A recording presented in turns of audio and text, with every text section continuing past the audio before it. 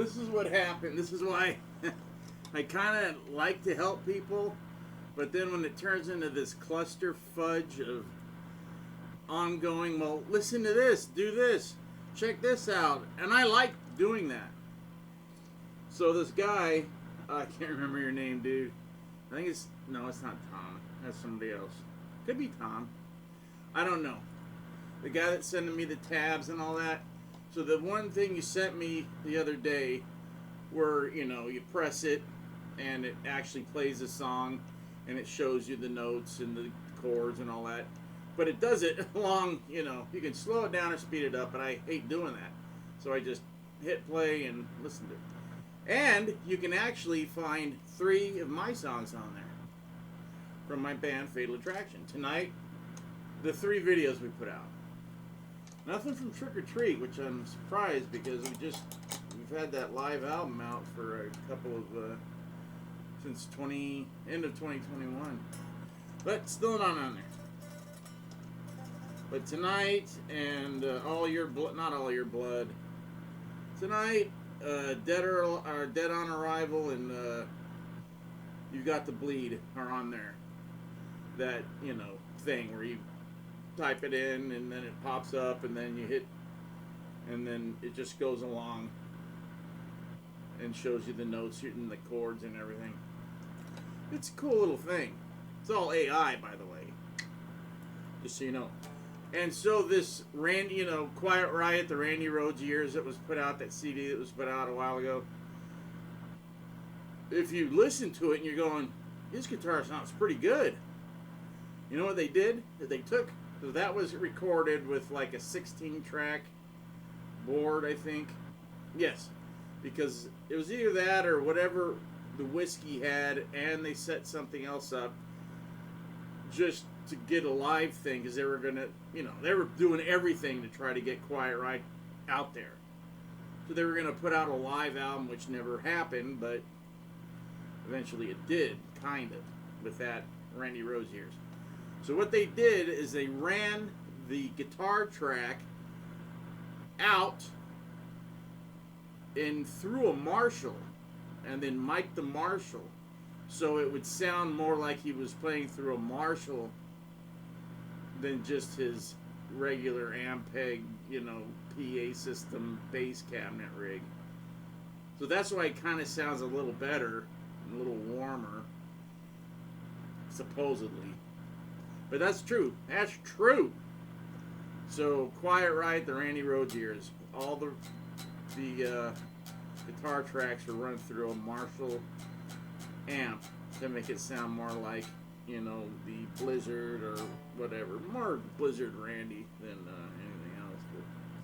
But there you go. Little interesting fact, little tidbit. Because there's one site, now I have nothing against these people, and I got a lot of friends on the site. It's like Truthers, it's called. Blizzard of Oz, Truthers. Okay, there you start to sound like you're like a cult. And you all have little Randy Rhoads, things that you bow to and say prayers. That's why I don't go do that stuff. That's why I put my site up, Randy, Eternal Rhoads. Because Dolores said, remember, don't forget Randy. I said, how can I forget Randy? He goes, and don't let anybody else forget him. That's my biggest fear, is that he wasn't out there long enough and he'll be forgotten. 40-something years later, he's still, talked about, and people are still, looking at his playing and everything. So I do what I can, and there's a lot of other people that do stuff too. It's just, I don't like people that try to make money off it, because it's just me, because I get it's stuck in my head what Dolores said, blood money, and that always pops into my head, and I'm like, that. So if anybody ever wants anything, I'll sell it to them, but I sell it to them for like cost, like what it costs me to get it to them or do it and get it to them. I don't want to make any money ever off Randy. So that whole Truthers thing just makes it sound like, oh, now we're worshiping him. That's all. It's just me, my craziness. Sorry, just want to get that out. I have nothing against that site. They have a lot of cool stuff on there, and I know there's a lot of people on there that I like.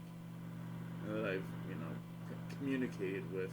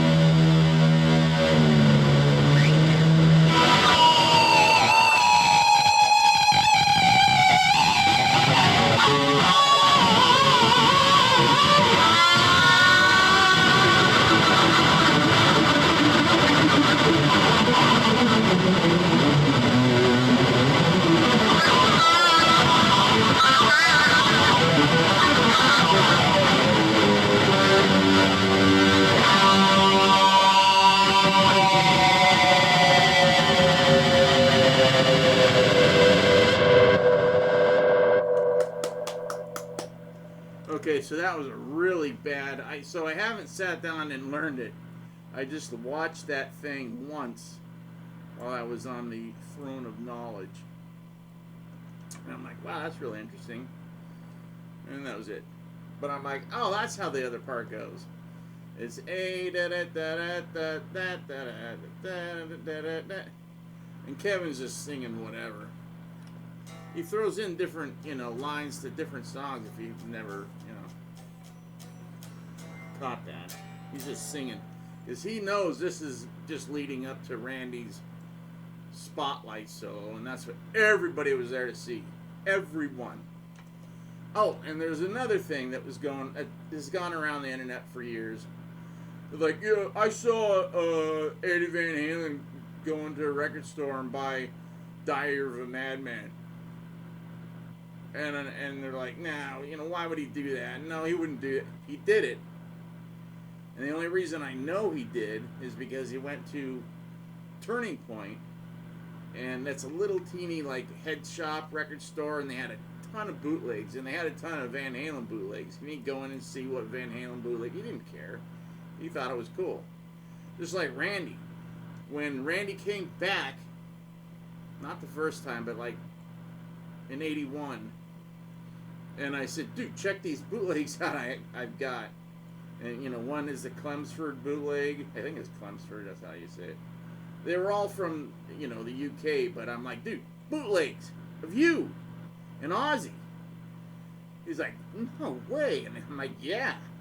He goes, we record. I go, yeah, that's cool. Could you give me some tapes? He goes, well, I'll look into that. Of course it never happened but I got the tapes anyways from someone else. And I found out the guy's name totally by accident because someone posted a picture and they had the guy in there that was the sound guy, the audio guy for that tour. That was the guy who gave all the tapes to his son. Because I called up my first wife and I said, is the guy's last name this? And she said, yes. That's Stinky or Smelly's last name. Or was his last name. So now, they haven't found him, but we're on a track now. Because if he's still got those friggin' tapes, I will buy all of them off him for whatever amount he offers. If he's got them. Who knows? It's been, 40-something years? 1982. Late 82, 83.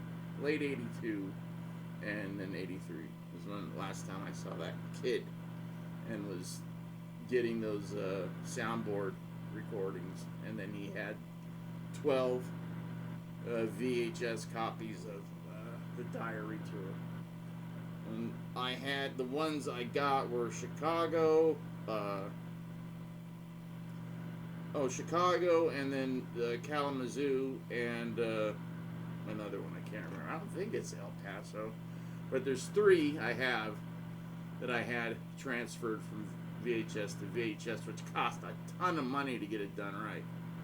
It was like $100, $150 tape, and back then that was a lot of friggin' money, man.